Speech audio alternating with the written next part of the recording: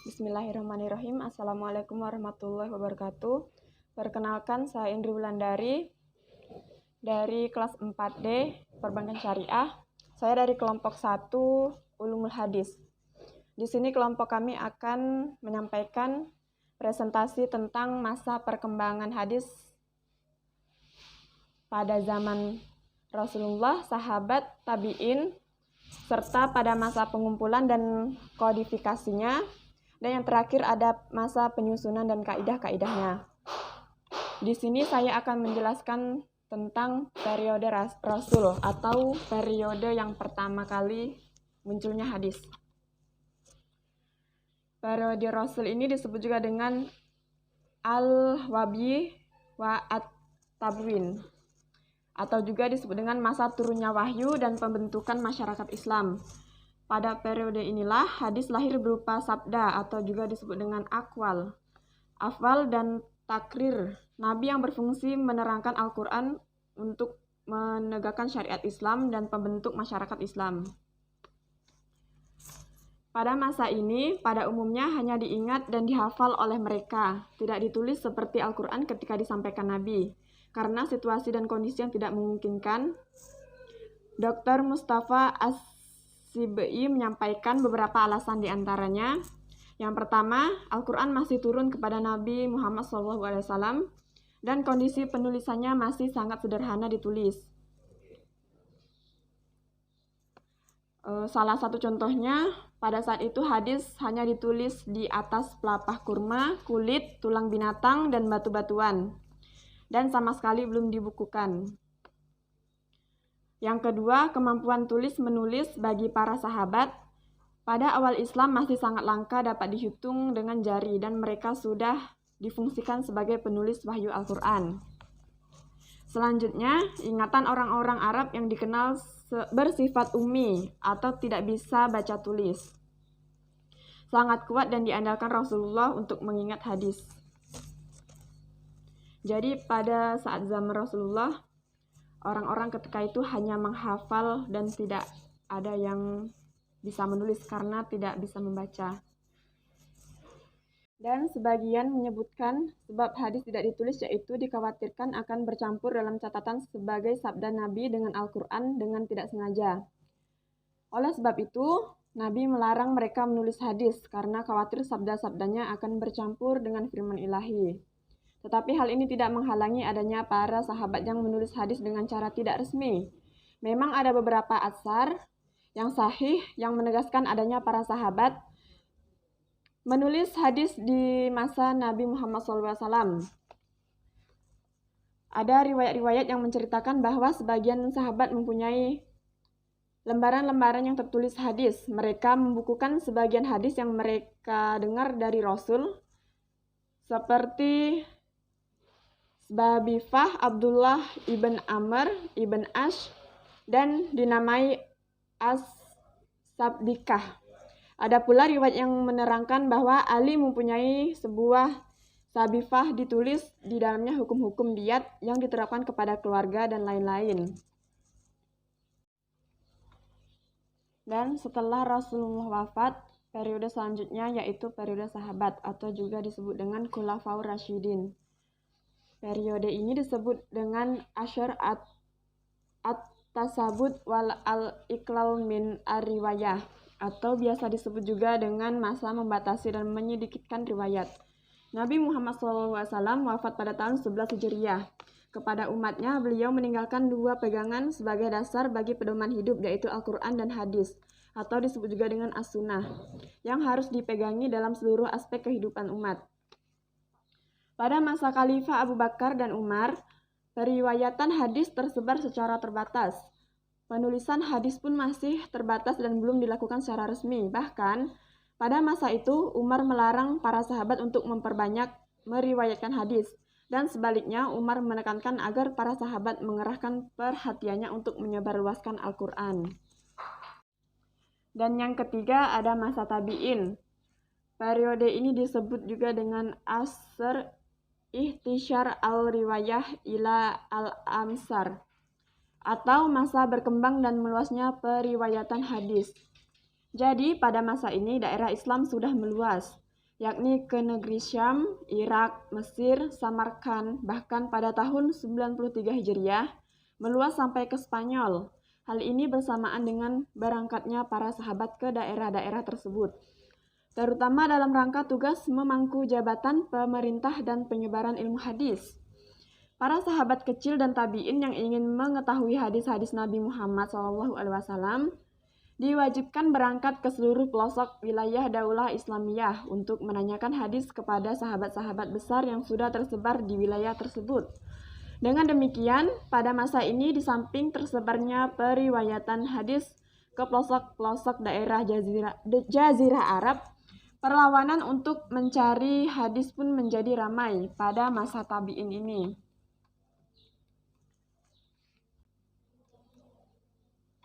Karena meningkatnya periwayat hadis, muncullah bendaharawan dan lembaga-lembaga atau disebut dengan sentrum perkembangan hadis tadi berbagai daerah di seluruh negara.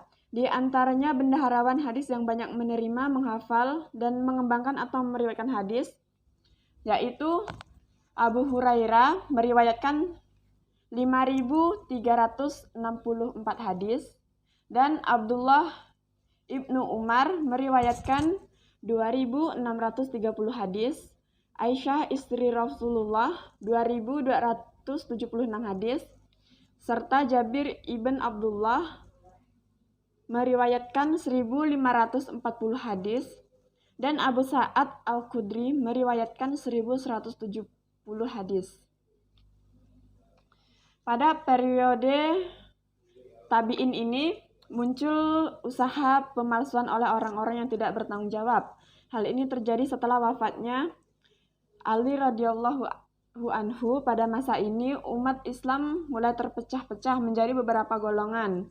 Pertama, golongan Ali bin Abi Thalib yang kemudian dinamakan golongan Syiah. Yang kedua, golongan Khawari yang menentang Ali dan golongan Muawiyah, dan ketiga, golongan terpecahnya umat Islam tersebut memacu orang-orang yang tidak bertanggung jawab untuk mendatangkan keterangan-keterangan yang berasal dari Rasul. Untuk mendukung golongan mereka, oleh sebab itulah mereka membuat hadis palsu dan menyebarkan kepada masyarakat pada masa itu. Assalamualaikum warahmatullahi wabarakatuh. Saya Rifki Ramadan dari kelompok 1 akan menjelaskan tentang masa pengumpulan dan kodifikasi hadis. Periode ini disebut Asr al-Kitabah wa al-Tadwin, masa penulis dan pembukuan. Maksudnya, penulisan dan pembukuan secara resmi, yakni diselenggarakan atau inisiatif pemerintah. Adapun kalau secara perseorangan, sebelum abad kedua Hijriah, hadis sudah banyak ditulis, baik pada masa tabi'in, sahabat kecil, sahabat besar, bahkan pada masa Nabi.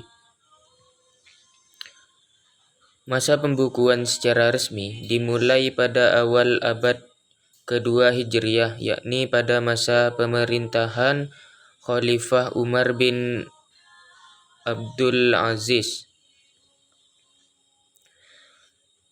Sebagian Khalifah Umar ibnu Abdul Aziz sadar bahwa para perawi yang menghimpun hadis dalam hafalannya semakin banyak yang meninggal. Beliau khawatir apabila tidak membukukan dan mengumpulkan dalam buku-buku hadis dari para perawinya, ada kemungkinan hadis-hadis tersebut akan lengkap dari permukaan bumi bersama dengan kepergian para penghafalnya ke alam barzah. Untuk mewujudkan maksud mulia itu, pada tahun 100 Hijriah, Khalifah meminta kepada gubernur Madinah Abu Bakar ibnu Muhammad ibnu Amir ibnu Hasmin 120 Hijriah yang menjadi guru Ma'mar, Al-Laits, Al-Auza,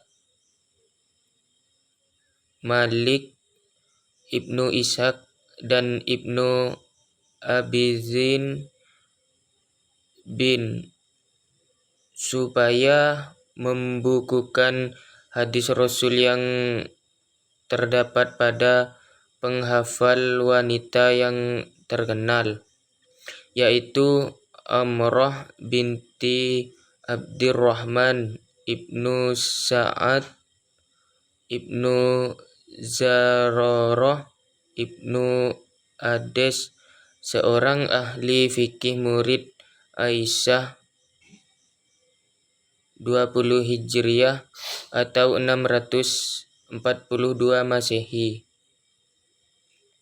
Dan hadis-hadis yang ada pada Al-Qasim ibnu Muhammad bin Abi Bakar As-Siddiq, seorang pemuka tabi'in dan salah seorang fuqaha 7 Madinah.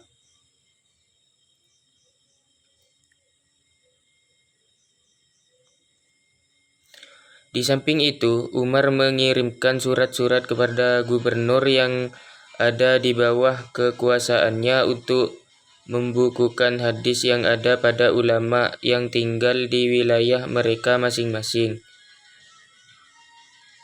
Di antara ulama besar yang membukukan hadis atas kemauan khalifah adalah Abu Bakar Muhammad ibnu Muslim ibnu Ubaidillah ibnu Syihab Az-Zuhri, seorang tabi'in yang ahli dalam bidang fikih dan hadis. Beliau adalah guru Malik, Al-Auz, Ma'mar, Al-Laits, Ibnu Ishaq, dan Ibnu Abizin. Mereka inilah ulama yang mula-mula membukukan hadis atas anjuran khalifah. Sekian dari saya. Assalamualaikum warahmatullahi wabarakatuh. Bismillahirrahmanirrahim. Assalamualaikum warahmatullahi wabarakatuh. Perkenalkan, nama saya Samsul Arifin. Saya akan menjelaskan masa pentasyhihan dan penyusunan kaidah-kaidah hadis. Pada abad ketiga Hijriah merupakan puncak usaha pembukuan hadis. Sesudah kitab-kitab Ibnu Jurayj, kitab Mushaf Al-Malik tersebar dalam masyarakat dan disambut dengan gembira. Kemauan menghafal hadis, mengumpulkan dan membukukannya semakin meningkat dan mulailah ahli-ahli ilmu berpindah dari suatu tempat ke tempat lain, dari sebuah negara ke negara lain untuk mencari hadis. Pada awalnya, ulama hanya mengumpulkan hadis yang terdapat di kotanya masing-masing. Hanya sebagian kecil di antara mereka yang pergi ke kota lain untuk kepentingan mengumpulkan hadis.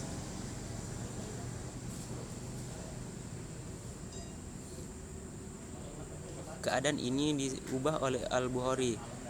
Beliaulah yang mula-mula meluaskan daerah-daerah yang dikunjungi untuk mencari hadis. Beliau pergi ke Maru, Naisabur, Rai, Baghdad, Bashr, Kufah, Mekah, Madinah, Mesir, Damsyir, Kusaria, Al-Asqalani, dan Hims. Namun setelah terjadinya pemalsuan hadis dan adanya upaya dari orang-orang Kizik untuk mengacaukan hadis, para ulama pun melakukan hal-hal berikut. Yang pertama yaitu membahas keadaan perawi dari berbagai segi, yakni keadilan, tempat kediaman, masa, dan lain-lain. Yang kedua yaitu memisahkan hadis yang sahih dari hadis yang dhaif, yakni dengan mentasihkan hadis. Ulama hadis yang mula-mula menyaring dan membedakan hadis-hadis yang sahih dari yang palsu dan yang lemah adalah Ishaq ibnu Rawahib, seorang imam hadis yang sangat termasyhur. Kerjaan yang mulai ini kemudian diselenggarakan dengan sempurna oleh Al-Imam Bukhari.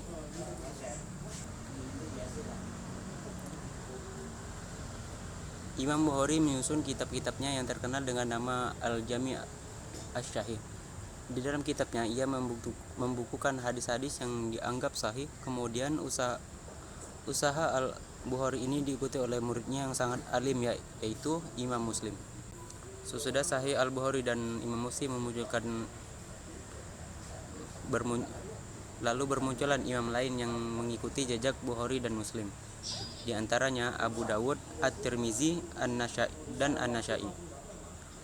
Mereka menyusun kitab-kitab hadis yang dikenal dengan Sahih Al-Bukhari, Sahih Muslim, Sunnah Abu Dawud, Sunnah At-Tirmizi, dan Sunnah An-Nasa'i. Kitab itu kemudian dikenal di kalangan masyarakat dengan judul Al-Usul Al-Kamsyah. Di samping itu, Ibnu Majah menyusun sunannya.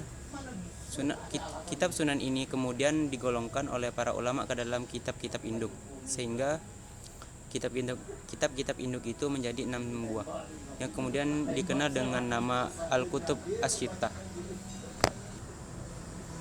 Kitab Al-Kutub Asy-Syittah adalah sebutan yang digunakan untuk merujuk kepada 6 buah kitab induk hadis dalam Islam. Keenam kitab ini merupakan kitab hadis yang disusun oleh para pengumpul hadis yang kredibel. Kitab-kitab tersebut menjadi rujukan utama oleh umat muslim dalam merujuk kepada perkataan Nabi Muhammad SAW. Sekian dari saya. Saya ucapkan wassalamualaikum warahmatullahi wabarakatuh.